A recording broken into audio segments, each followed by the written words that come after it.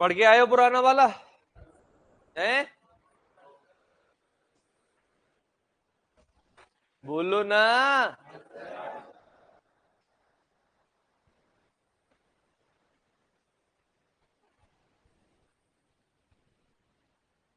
चलो भाई शुरू करते हैं।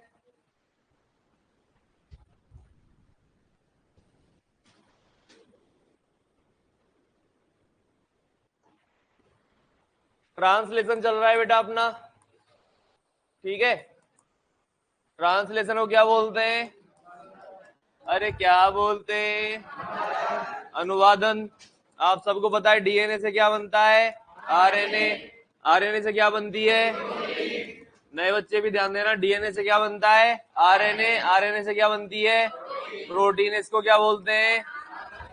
अरे क्या बोलते हैं? इसको क्या बोलते हैं? क्या बोलते हैं? ठीक है। और अभी अपन क्या पढ़ रहे हैं बेटा? ट्रांसलेशन, जिसमें हम आरएनए से क्या बनाएंगे? प्रोटीन किसका बहुलक है? प्रोटीन किसका बहुलक है? ठीक है ना। और अमीनो अम्ल कितने प्रकार के होते हैं? तो ये 20 प्रकार के अमीनो अम्लों को आपस में जोड़ जोड़ के अलग अलग क्रम में, है ना, कोई अमीनो अम्ल कहीं आके जुड़ेगा, कोई कहीं आके जुड़ेगा, और ये जोड़ जोड़ के हम क्या बनाएंगे बेटा? प्रोटीन बनाएंगे। क्या बनाएंगे? प्रोटीन। किससे बनाएंगे? ये आरएनए भी कौन सा है? कौन सा है बेटा? Very good. अब लिखो अनुवादन के चरण। लिखेंगे बेटा अनुवादन के चरण। चरण को इंग्लिश में क्या बोलते हैं? स्टेप्स। लिखो 3 चरण होते हैं। अनुवादन के कितने चरण होते हैं? 3 चरण होते हैं। लिख लिया? कितने चरण होते हैं बेटा? 3 चरण। पहला चरण है बेटा, देखो एक बात बताओ, प्रोटीन किसके बहुलक से बनाओगे? किसके बहुलक से बनाओगे? अमीनो अम्ल से अमीनो अम्ल को जोड़ के क्या बनाने वाले हो आप? प्रोटीन बनाने वाले हो। आधार किसको बनाओगे? एमआरएनए को। तो एमआरएनए को आधार मान के, नए वाले थोड़ा ज्यादा ध्यान देना बेटा क्या कह रहा हूं मैं। एमआरएनए को आधार मान के हम क्या बनाने वाले हैं? प्रोटीन बनाने वाले हैं। प्रोटीन किसका बहुलक है? अमीनो अम्ल का। किसका बहुलक है? अमीनो अम्ल का। है कि नहीं? अब अमीनो अम्ल देखो ये पड़े हुए, कौन है ये? दिख रहे हैं क्या? क्या है बेटा ये? अरे क्या है ये? अब इन अमीनो अम्लों को लेने के लिए हमने भेजा टीआरएनए। कौन भेजा? ये कौन है बेटा? अब इन नए वालों का दिमाग खराब हो रहा होगा बेटा, ध्यान देना। एमआरएनए तो प्रदान करता है टेम्पलेट। एमआरएनए तो क्या प्रदान करता है? टेम्पलेट, मतलब आधार। इसके ऊपर ही प्रोटीन बनेगी। क्लियर है? ये कौन है? एमआरएनए। कौन है ये? एमआरएनए। प्रोटीन बनानी किस, जल्दी आओ रे, कहां से आ रहे हो तुम इतने जने? हाँ निकल निकल के आ रहे हो। चाय पी क्या है? कैसी थी? मजा आ गया है?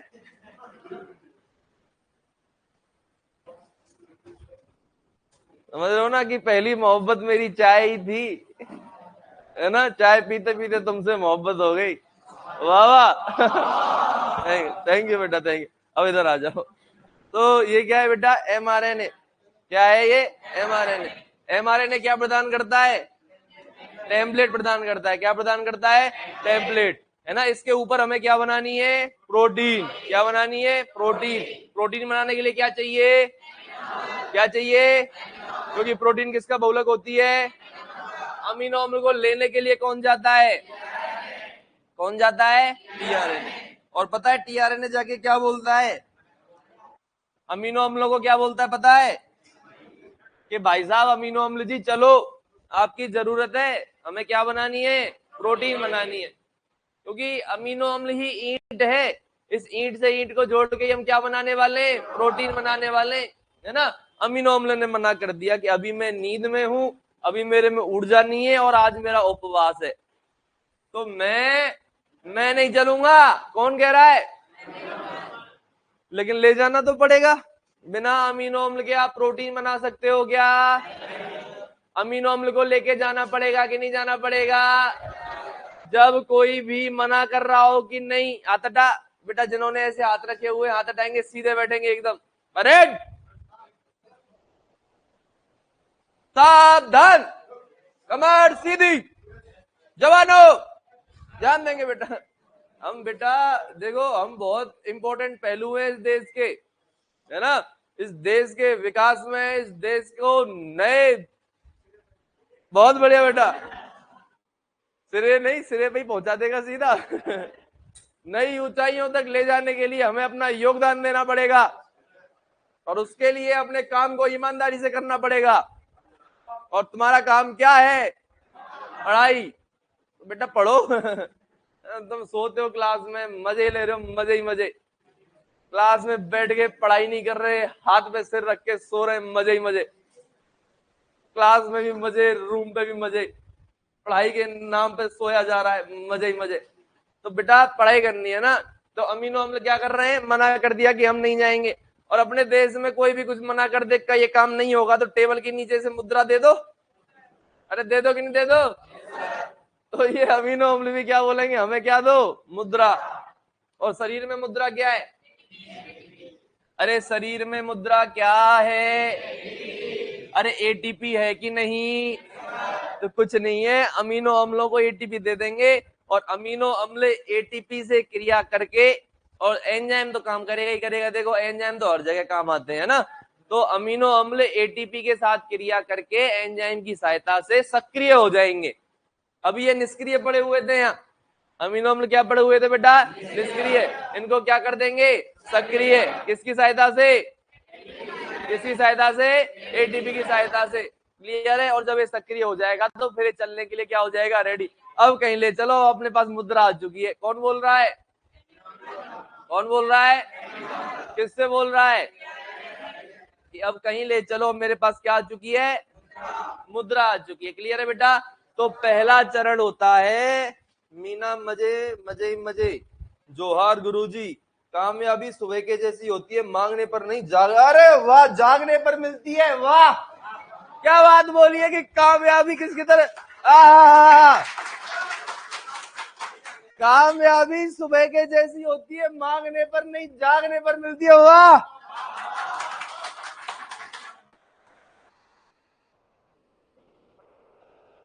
आहा।